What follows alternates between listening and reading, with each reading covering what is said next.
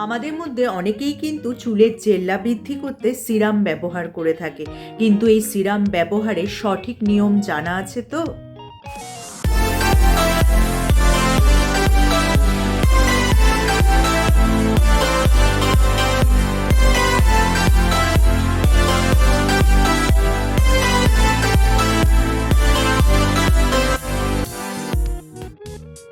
Hello friends, welcome back to my channel.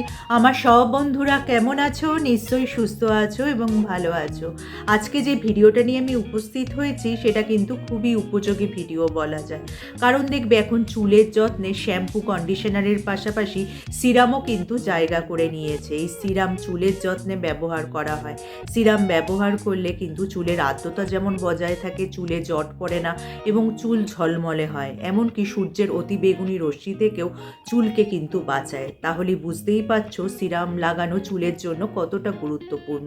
কিন্তু সঠিক উপায়ে যদি এই সিরাম চুলে লাগানো না যায় তাহলে কিন্তু এর কোনো উপকারই পাওয়া সম্ভব হয় না। চলো তাহলে জেনে নিই এই সিরামটা তোমরা কিভাবে ব্যবহার করবে চুলে। আমাদের মধ্যে অনেকেই দেখেছি বাইরে বেরোনোর আগে চুলের সিরাম অ্যাপ্লাই করে বেরোয়। তার কারণ হচ্ছে তারা ভাবে যে চুল চকচক করবে, কিন্তু সেটা কিন্তু আদৌ ঠিক নয়। তোমরা শ্যাম্পু কন্ডিশনার ব্যবহার করার পর হালকা ভিজে চুল যদি টাওয়াল দিয়ে মোছার পর সিরাম অ্যাপ্লাই করা হয় তাহলে কিন্তু সেটা সবচেয়ে ভালো কাজ করবে। তারপর যদি তোমরা বাইরে বেরো তাহলে ধুলো বালি সূর্যের অতিবেগুনি রশ্মি থেকেও তোমাদের চুলকে বাঁচাবে। আর সামান্য ভিজে চুলে এই সিরাম অ্যাপ্লাই করতে হবে, তাহলেই কিন্তু তার ফল ভালো পাবে। এবার আসা যাক কতটা সিরাম তোমরা ব্যবহার করবে। চুলে বেশি পরিমাণ সিরাম ব্যবহার করলে কিন্তু চুল নেতিয়ে পড়বে এবং দেখতেও মোটেই ভালো লাগবে না। বিশেষ করে যাদের স্ট্রেট হেয়ার তাদের কিন্তু অল্প সিরামেই কাজ হয়ে যায়। তাদের ক্ষেত্রে 1-2 ফোঁটা সিরাম নিলেই যথেষ্ট। যাদের কার্লি হেয়ার তারা বেশি পরিমাণে সিরাম ব্যবহার করতে পারো।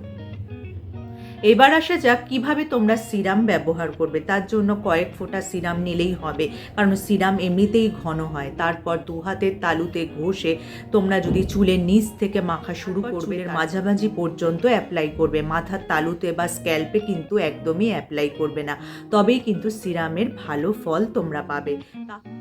দেখো এখানে আমি সিরাম অ্যাপ্লাই করছি। আমার সিরামটা কিন্তু অলমোস্ট প্রায় শেষের দিকে।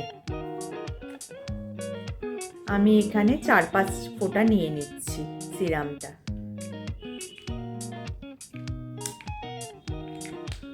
আমার চুলটা এমনিতে একটু কার্লি, ওই জন্য একটু বেশি লাগে। এরকম 2 হাতের তালুতে তোমাদের একটু ঘষে নিতে হবে।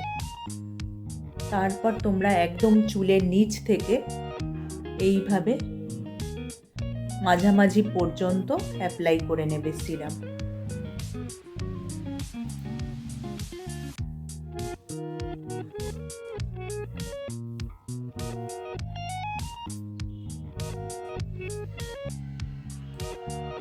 তাহলে যদি সিরাম অ্যাপ্লাই করার এই টিপসগুলি তোমাদের কাজের মনে হয় বা তোমাদের উপকারে আসে, লাইক আর শেয়ার করে দিতে একদমই ভুলো না। যারা আমার এই চ্যানেলটা প্রথম দেখছো, চ্যানেলটাকে অবশ্যই সাবস্ক্রাইব করে নিও এরকম উপযোগী ভিডিও আরও দেখার জন্য। তার পাশে যে বেল আইকনটা আছে ওটা প্রেস করে অন করে দিও, যার ফলে যখনই আমি ভিডিও আপলোড করব নোটিফিকেশান তোমাদের কাছে পৌঁছে যাবে। আজ তাহলে আসি, আবার দেখা হবে আগামী পর্বে।